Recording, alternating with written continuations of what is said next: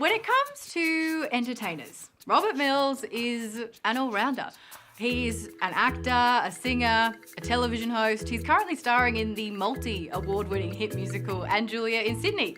Robert's even written a book about what it's like to be an Aussie man. He's also... Quite the catch. But does he know anything about money? Robert Mills, very important question. How would you usually start like a theatre show? What's the preparation? Little warm-up like that. Okay. How'd you prepare for this? We just woke up. I drove you here like I normally drive you around to everywhere. Yeah. What would you say if you were rating your financial literacy from, say, 1 to 10? Where does it sit? Oh, I'm like a 7.5 to an 8.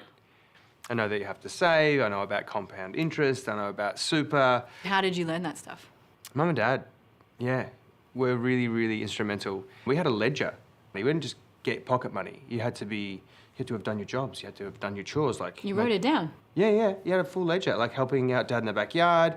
That might have been like 5 cents an hour. Yeah, it was very important, I think, for my mum and for Dad. How would you say your attitude towards money has changed? I had a mate of mine say this to me the other day, that he still thinks that I'm the kid from the burbs. Even though I earn a little bit more money these days than I did from being in the paper round or singing in the pubs, I still am the kid for the burbs who grew up with not a lot of money. He's like, don't change that. So whether you call that frugal or you call that just conscientious. But would you describe yourself as a spender or a saver? Both. Like, I spend within my means. You say you can save, and I would say that as well. But what's something that has been a really big impulse purchase that you haven't necessarily thought was a great idea? I once purchased a car at a charity auction. It was an impulse buy. But a few months later, I was like, I don't need a car. So I sold the car and used that money to go on a European holiday, which completely changed my life. Why? I went on this incredible European tour around Germany for the World Cup. I ended up in London working in a pub, watching musicals. And that was the moment that I realised, oh, I really love this. So I came home and said to my manager, this is the thing I want to do. Put the finance hat back on. Okay. Because you work with a lot of younger performers as well now. What wisdom, financial wisdom, can you impart upon them? Save for a rainy day, save for the future, and invest your money wisely. So you might get this really great job which lasts for, let's say it's a film, it might be 3 or 4 months, but there might not be anything after that, so you're always saving for the future. You should always reward yourself with a present to yourself during this time, I think.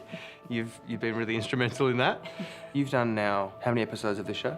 A lot. A lot? Yeah. And what did I say to you when you first got this job? I knew you would say this.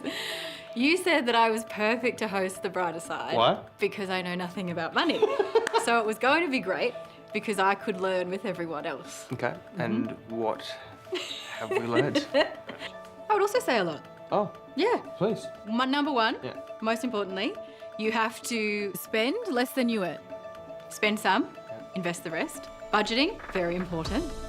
And also, one of the key lessons that I've learned is that it is really important to plan. You have a strong plan and you just work away at it. Usually you can achieve whatever you set your mind to. These are all excellent. Thank you. Who are you?